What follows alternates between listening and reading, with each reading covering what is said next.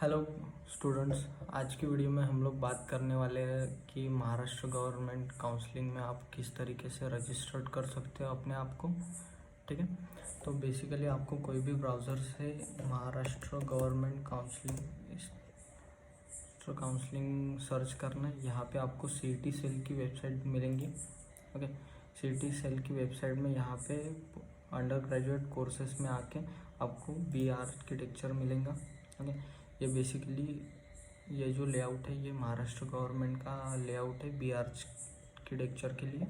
Okay, यहाँ पे आपको न्यू कैंडिडेट रजिस्ट्रेशन मिलेगा, जहाँ से आप पहली बार अगर आप विज़िट कर रहे हो वेबसाइट को एंड अभी तक के आपने फॉर्म फिलिंग स्टार्ट नहीं की है, तो आप यहाँ से रजिस्ट्रेशन करेंगे अपने आप को, जिसमें अब आगे देखेंगे कि किस टाइप का रजिस्ट्रेशन होता है। ओके, यहाँ पे अगर आपका रजिस्ट्रेशन प्रोसेस शुरू हो गया है तो आप डायरेक्टली रजिस्टर्ड कैंडिडेट लॉगिन से लॉगिन करके आप फॉर्म फिलिंग आपकी स्टार्ट कर सकते हैं। ठीक है, नीचे आते हैं तो यहाँ पे आपको इम्पोर्टेंट डेट्स मिलेंगी, एप्लीकेशन फ़ीस वगैरह मिलेंगी, स्क्रूटिनिटी सेंटर जो फिज़िकल स्क्रूटिनिटी सेंटर है वो उसकी लिस्ट मिलेंगी, और इनकेस कि आपको कोई भी टेक्निकल इशू आता है आपके फॉर्म फिलिंग के दौरान तो आप कॉन्टैक्ट अस पे क्लिक करके आप सीईटी सेल वालों को कांटेक्ट कर सकते हैं। ओके, सो हम लोग स्टार्ट करते हैं। कैंडिडेट रजिस्ट्रेशन पे क्लिक करने के बाद में आपको यहाँ पे कैंडिडेट रजिस्ट्रेशन का फॉर्म खुल जाएगा। ओके, तो यहाँ पे बोल रहा है कि आप फॉरेन स्टूडेंट हो तो नो करना है। यहाँ पे आपको फुल नेम मांग रहा है। ओके, तो फुल नेम फिलअप कर दीजिए, आपका कंट्री इंडिया कर दीजिए, स्टेट सिलेक्ट करने बोल रहा है महाराष्ट्र, देन डिस्ट्रिक्ट आपका। ओके, ये आपका व्हाट्सएप नंबर या कॉन्टैक्ट नंबर प्लीज़ प्रोवाइड कीजिए, और ऐसा कॉन्टैक्ट नंबर प्रोवाइड कीजिए कि जो आपके साथ में हमेशा रहता है। ओके, क्योंकि जो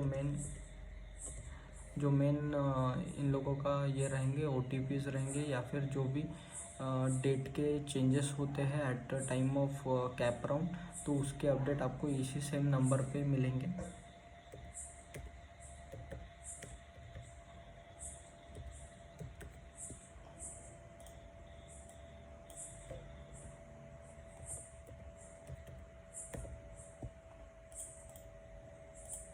आप पासवर्ड प्लीज़ इस तरीके का रखिएगा कि जिसमें आपको ज़्यादा तकलीफ़ ना हो।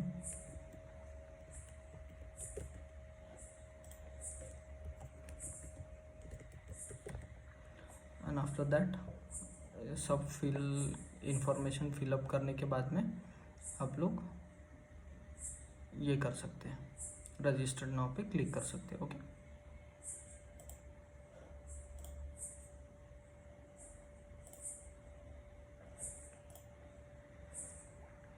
यहाँ पे आपको जो रजिस्टर्ड आपने मोबाइल नंबर दिया है, आपको यहाँ पे OTP आ जाएगा। यहाँ पे OTP फिलअप कर दीजिए आप।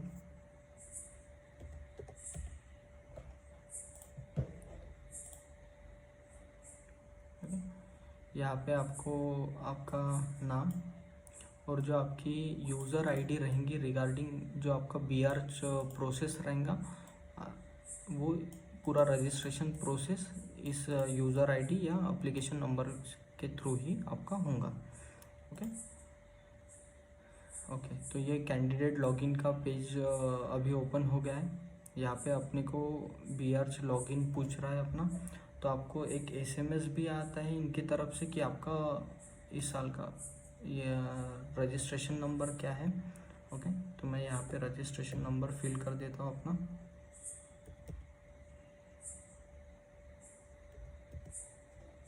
ओके, यहाँ पे आप पासवर्ड फिल कर दीजिए, कैप्चा फिल कर दीजिए, एंड आफ्टर दैट आप लॉगिन हो जाइए। ओके,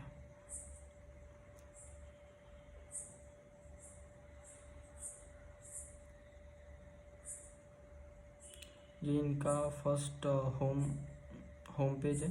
ओके, यहाँ पे अपने को पूछ रहे हैं, ये आपका बेसिक इन लोगों ने लॉगिन डिटेल्स यहाँ पे प्रोवाइड किया हुआ है कि क्या क्या आपने किया है, और ये स्टेप्स हैं। एप्लीकेशन स्टेटस में आपको स्टेप दिखाएंगे कि आपका रजिस्ट्रेशन प्रोसेस हो चुका है, तो यहाँ पे कंप्लीट आया है।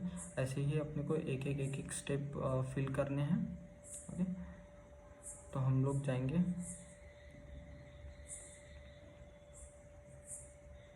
नाटा डिटेल्स में, जाते हैं तो यहाँ पे check here select the scrutiny mode.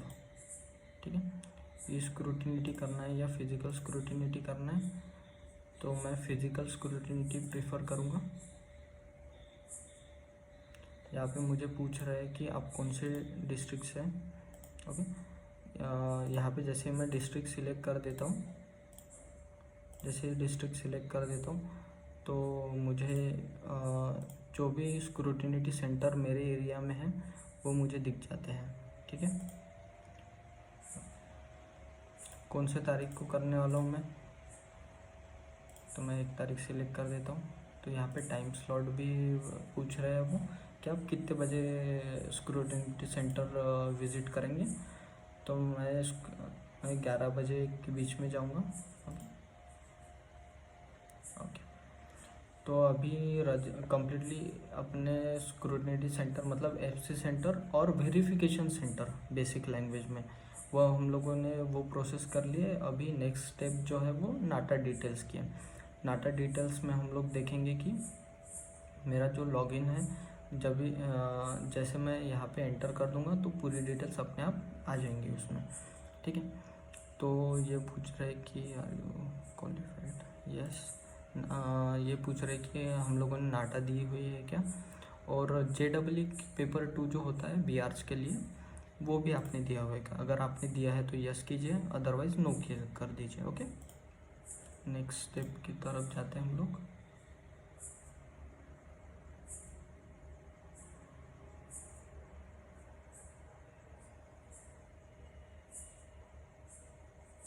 Okay, type of candidate में ऐसा होता है कि गाइज आप जहाँ से हो बिलोंग करते हो, मतलब आपका डोमिसाइल सर्टिफिकेट जो पर्टिकुलर एरिया से होता है, मतलब country basic area means region से होता है, या बेसिक आपकी कंट्री डिफ़र करती है या स्टेट डिफ़र करता है, तो उसके लिए यहाँ पे कैटेगरीज प्रोवाइड की गई हैं कि आप कौन से कैटेगरी से हो।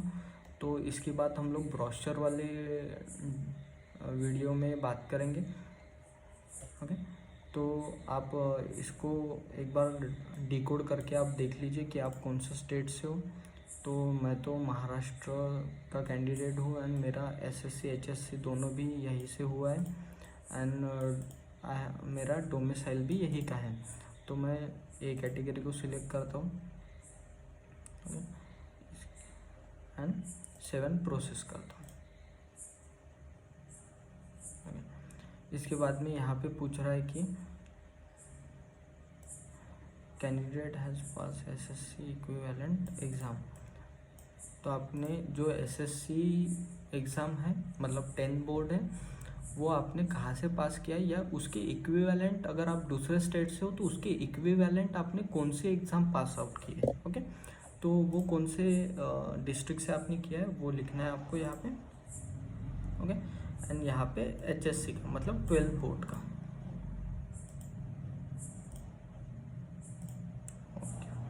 तो यहाँ पे जैसे ही आप फिलअप करोगे तो आपकी होम यूनिवर्सिटी जो भी रहेंगी जिसके थ्रू आपको एडमिशन मिलेंगी तो वो आ जाती है। ओके, जो आपका डोमिसाइल सर्टिफिकेट रहेगा दैट मीन्स आपकी जो नेशनलिटी रहेंगी ये सर्टिफिकेट भी आप यहाँ पे अपलोड कर सकते हैं। तो मैं डोमिसाइल सर्टिफिकेट सिलेक्ट कर देता हूँ और 7 प्रोसेस पे क्लिक कर देता हूँ। तो यहाँ पे मुझे कैटेगरी डिटेल्स पूछ रहा है, जैसे कि आपकी अगर कुछ जनरल कैटेगरी होंगी तो आप प्लीज़ जनरल पे क्लिक कीजिए। देन उसके बाद में आपको पूछेंगे कि इकोनॉमिकल EWS है क्या, तो EWS होंगे तो आप प्लीज़ EWS पे क्लिक कीजिए। यहाँ पे सब सर्टिफिकेट अपलोड करने का ऑप्शन आपको दिख जाएगा। ओके, सर्टिफिकेट में आपको मतलब एट द एंड आपको सर्टिफिकेट अपलोड करना पड़ेगा। यहाँ पे रहेगा ऑप्शन की जो आपका एप्लीकेशन स्टेटस है वो अवेलेबल है, मतलब आपके पास में है, या अप्लाइड है बट नॉट रिसीव्ड, मतलब आपने अप्लाई किया है बट रिसीव नहीं हुआ, तो इस केस में अपने को क्या करना है कि आपको जो रिसिप्ट मिली होंगी वाइल अप्लाइंग, ठीक है, अप्लाई करने के बाद में आपको एक रिसिप्ट मिलती है, तो वो भी आप लोग अपलोड कर सकते हो और उनको बता सकते हैं जब डॉक्यूमेंट वेरिफिकेशन के टाइम पे कि मैं आपको जैसे ही अवेलेबल हो जाता है वैसे अपलोड कर दूंगा। ओके, ठीक है। अगर आपकी कैटेगरी रिजर्व है तो आप रिजर्व पे क्लिक कीजिए। उसमें आपकी कौन सी कैटेगरी है उसको सिलेक्ट कीजिए। अगर आपकी ओबीसी है, एसटी है, एसबीसी है या एनटी है तो आप उसको सिलेक्ट कीजिए। ओके, या अगर आप रिजर्व कैटेगरी से बिलोंग करते हैं तो आपको रिजर्व कैटेगरी पे क्लिक करना है। देन उसके बाद में रिजर्व कैटेगरी में आपकी बेसिक कैटेगरी कौन सी है वो सिलेक्ट करना है।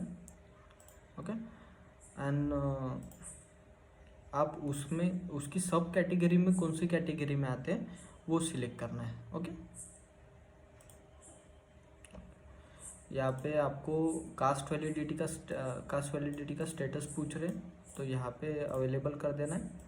Okay, non creamy layer available. Okay, do you belong to person with disabilities, तो अगर आप डिसेबल हो तो यहाँ पे आपको सर्टिफिकेट के लिए पूछेगा, मतलब किस टाइप के आप डिसेबल हो। देन उसके बाद में यहाँ पे आपको सर्टिफिकेट अपलोड करना पड़ेगा। ठीक है, तो यहाँ पे नेचर ऑफ योर डिसेबिलिटी आप सिलेक्ट कर सकते हैं। ओके, तो मैं तो डिसेबल नहीं हूँ तो ठीक है, नो पे क्लिक करते हैं हम लोग एंड आगे बढ़ते हैं।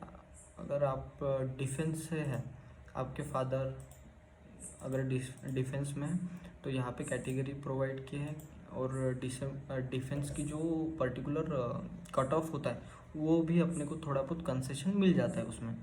तो पर्टिकुलरली आप फेज़ सिलेक्ट कीजिए कि किस फेज़ में पर्टिकुलर आपके घर से कोई जो डिफेंस में है, मतलब आपके फादर, तो वो किस कैटेगरी से बिलोंग करते हैं तो वो यहाँ पे सिलेक्ट कर दीजिए। ठीक है, ओके। देन यहाँ पे आपको इंडियन नेशनलिटी के लिए प्रूफ मांग रहा है तो हम लोग यहाँ पे अपना बर्थ सर्टिफिकेट सिलेक्ट करते हैं एंड 7 प्रोसेस पे क्लिक करते हैं।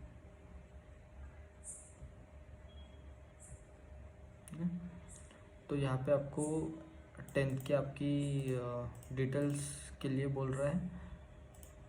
ठीक है, जो भी आपका बोर्ड रहेगा, अगर आप अदर स्टेट से हो तो आपको यहाँ पे सभी स्टेट्स के बोर्ड अवेलेबल हैं, या फिर अगर ऑल इंडिया बोर्ड से आप पास आउट हो तो यहाँ पे ऑल इंडिया बोर्ड से पास आउट है। महाराष्ट्र से हो तो Maharashtra state higher and secondary education board जो पुणे आता है वो आप सिलेक्ट कीजिए। ओके, कौन से ईयर में आप पास आउट हुए थे वो सिलेक्ट कीजिए। आपका सीट नंबर क्या था वो फिलअप कीजिए यहाँ पे।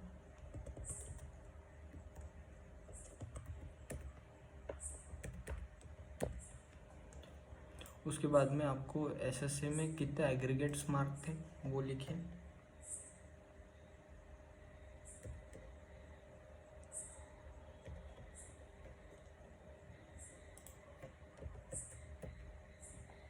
ठीक है, एंड यहाँ पे आप लिखिए कि आपको कितने मैथ्स में थे, मतलब 10 बोर्ड में आपको मैथ्स में कितने मार्क्स थे।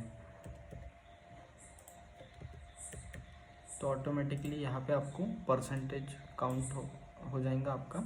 ओके, अभी 10th के बाद में आपने एचएससी किया है या डिप्लोमा के लिए अप्लाई किया है तो आप वो ऑप्शन सिलेक्ट कीजिए। जैसे आप एचएससी पे करोगे तो आपको एचएससी के मार्क्स पूछेंगे, और एल्स डिप्लोमा पे सिलेक्ट करोगे तो आपको डिप्लोमा की इन्फो यहाँ पे फिलअप करना होगा। एचएससी में करेंगे हम लोग। ठीक है, एचएससी में प्लेस इंडिया रहेगा, बोर्ड महाराष्ट्र बोर्ड्स ही रहेगा। अगर आप दूसरे बोर्ड से पास आउट करते, मतलब पहले अपने 10th बोर्ड महाराष्ट्र से किए या फिर एंड जो 12th है आपका वो दूसरे स्टेट से किया तो आप उस तरीके के सिलेक्ट कर सकते हैं। ठीक है, पासिंग ईयर क्या रहेगा हमारा। ठीक है, देन यहाँ पे आपको रोल नंबर फिलअप करना है। ठीक, आपका जो स्टेटस रहेगा वो क्या था वो यहाँ पे सिलेक्ट करना है।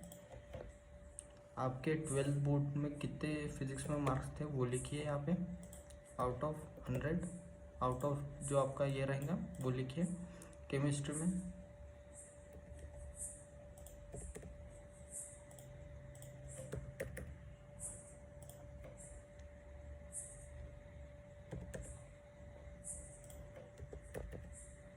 ओके, और जो आपके ओवरऑल एग्रीगेट मार्क थे, ठीक है, जो इन सब की टोटल आपके मार्कशीट पे लिखी हुई होती है वो फिलअप कीजिए यहाँ पे।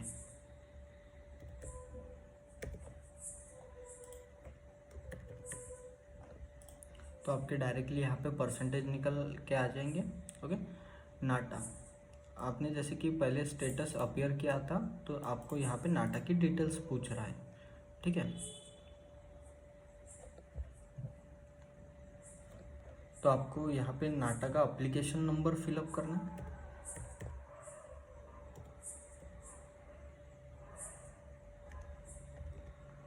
जैसे ही आप नाटा का एप्लीकेशन नंबर सिलेक्ट करते हैं, ठीक है, यहाँ पे आपको डेट ऑफ बर्थ के लिए पूछ रहा है।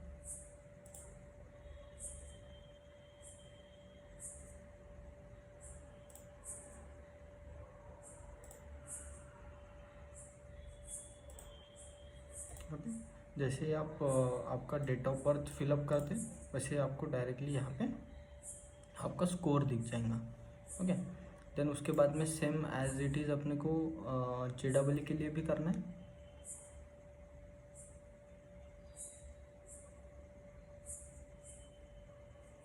जो आपका JEE का एप्लीकेशन नंबर रहेगा वो लिखिए यहाँ पे।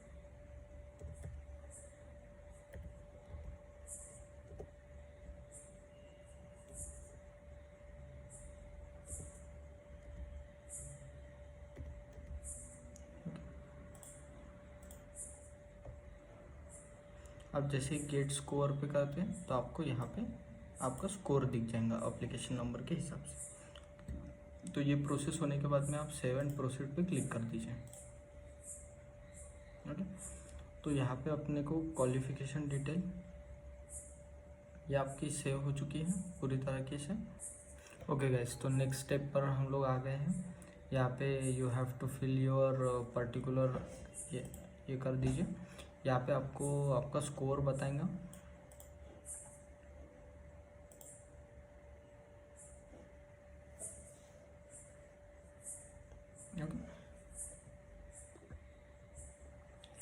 Okay, then save and proceed पे क्लिक कर दीजिए। सेव एंड प्रोसीड पे क्लिक करने के बाद में आपको यहाँ पे पर्सनल डिटेल दिखाएंगी, जहाँ पे बताएंगा कि आपका पर्टिकुलर फेज जो हुआ है नाटा के साथ में, तो आपका नाम दिखाएंगा यहाँ पे एंड आपका कैप राउंड का नाम दिखाएंगा जो कि आपको डिस्प्ले होने वाला है, ठीक है। तो ये आपका सेम होना, तो यहाँ पे आपका स्कोर दिख जाता है ऊपर। ओके, यहाँ पे आपका स्कोर दिख जाएगा जो कि अगर 0 है तो दैट मीन्स कि आपका फेज नहीं हुआ है डेटा, ठीक है, नॉट मैच हुआ है। और अगर आपका स्कोर 1 है तो आपका नाम मैच हो चुका है। ओके, तो यहाँ पे आपको मदर नेम डालना है एज़ पर योर 12 बोर्ड, ठीक है। यहाँ पे हम लोग अपनी डेट ऑफ बर्थ सिलेक्ट कर देते हैं।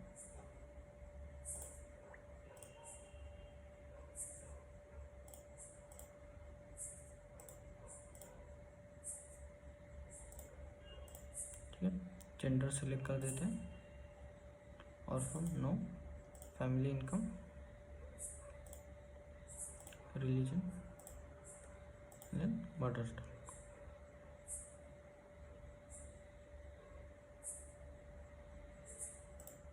ओके, देन यहाँ का permanent address you have to fill.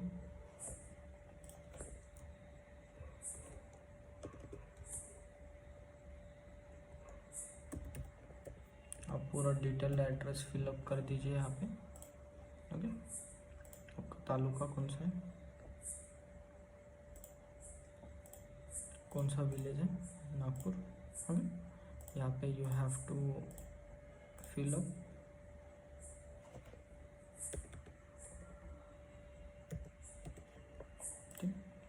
Then यहाँ पे आपका contact number and alternate contact number, जो भी आपका अल्टरनेट कॉन्टैक्ट नंबर रहेगा वो, एंड आपका ईमेल एड्रेस, ठीक है। अगर टेलीफोन है आपके पास में तो आप टेलीफोन नंबर दे सकते हैं, अदरवाइज आपके 2 मोबाइल नंबर के थ्रू आपका प्रोसेस हो जाएगा। Okay, then after that 7 proceed पे क्लिक कर दीजिए।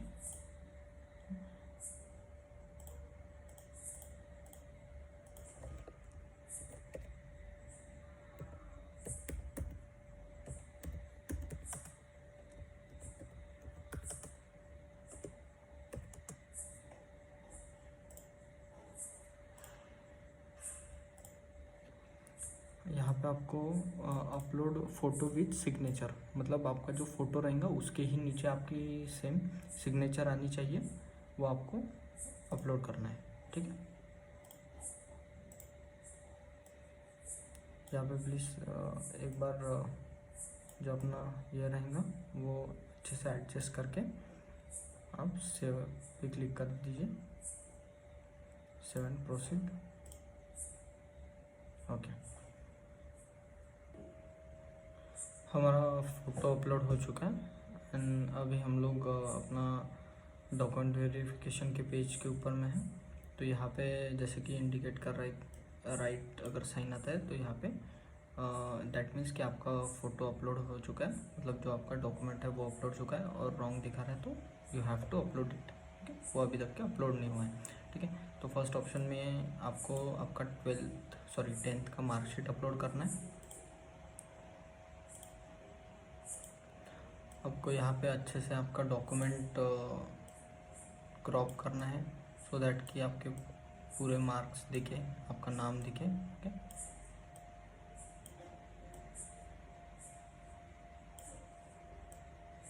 प्रॉपरली। ओके, एंड सेव पे क्लिक कर देना है। तो जैसे अपलोड हो जाता है आपको यहाँ पे दिख जाएगा। यहाँ से आप व्यू भी कर सकते हैं। तो ऐसे ही आपको बाकी डॉक्यूमेंट्स भी आपके अपलोड करने हैं। यहाँ पर 12th का कर दीजिए।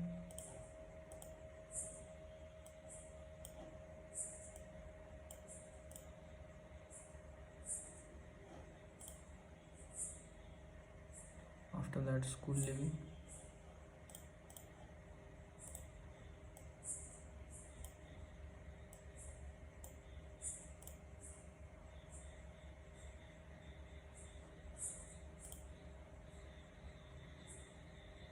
उसके बाद में date of certificate, date of birth,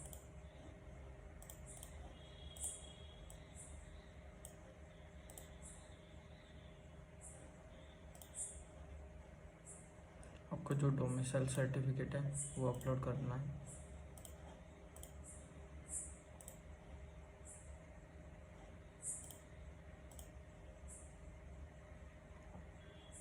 आपका कास्ट सर्टिफिकेट। ओके, तो कास्ट सर्टिफिकेट में आपकी इशूइंग जो अथॉरिटी है वो कौन सी है। ठीक है, तो आपका जो कास्ट सर्टिफिकेट होगा वहाँ पे पर्टिकुलरली ऑप्शन होता है कि किसने, कलेक्टर ने किया है, सब डिविजनल ऑफिसर ने किया है या तहसीलदार ने किया है। तो आपको वो सिलेक्ट करना है यहाँ पे कि आपका कास्ट सर्टिफिकेट कौन से ऑफिस से क्रिएट हुआ है, मतलब बनाया गया है। ओके, तो आप आपका कास्ट सर्टिफिकेट पे चेक कर सकते हैं ये डिटेल। ओके, यहाँ पे कास्ट सर्टिफिकेट अपलोड कर दीजिए। उसके बाद में देन उसका कास्ट वैलिडिटी में भी सेम चीज़ रहेंगी। आपकी कौन सी वैलिडिटी अथॉरिटी ने सिलेक्ट की ये किया है, इशू किया है आपका, वो यहाँ पे बताना है। ओके,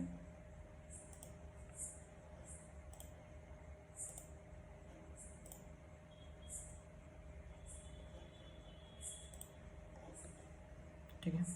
ये सब प्रोसेस होने के बाद में यहाँ पे नॉन क्रिमिलियर है, यहाँ पे डेट दी गई है, इसके पहले का ये आपका इशू होना चाहिए। आपकी जो मतलब वैलिडिटी रहेंगी ये यहाँ तक के होनी चाहिए। अगर आपकी इसके पहले की वैलिडिटी है तो ये कास्ट वैलिडिटी सर्टिफिकेट ये आपका अउचित माना जाएगा। मतलब जब आप वेरिफिकेशन के लिए जाएंगे, डॉक्यूमेंट वेरिफिकेशन के लिए, तो ये वैलिड नहीं गिना जाएंगे इसको। तो प्लीज़ आप एक बार चेक करके ही फिलअप कीजिए आपका कास्ट वैलिडिटी सर्टिफिकेट, यहाँ पे अपलोड कीजिए। दैट मीन्स और यहाँ पे आपका नाटा का स्कोर एंड JEE का स्कोर कार्ड।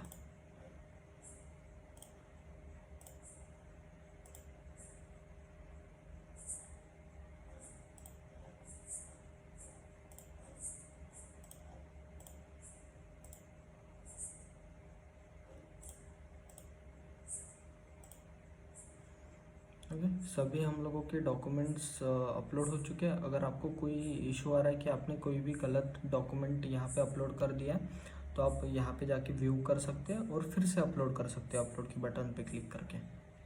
ओके, तो हम लोग सबमिट कर देते हैं।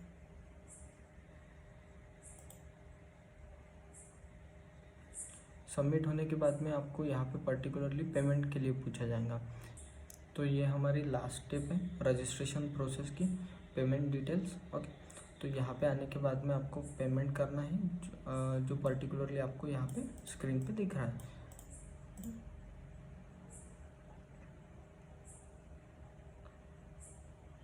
यहाँ पे आप लोग पेमेंट पर्टिकुलरली कोई भी मेथड से कर सकते हैं। यहाँ पे यूपीआई और कार्ड से भी आप पेमेंट कर सकते हैं। तो आफ्टर पेमेंट होने के बाद में आपको आपका जो एप्लीकेशन फॉर्म है वो प्रिंट आउट के लिए आ जाएगा। तो उसके बाद में आप एप्लीकेशन फॉर्म प्रिंट कर सकते हैं। ओके।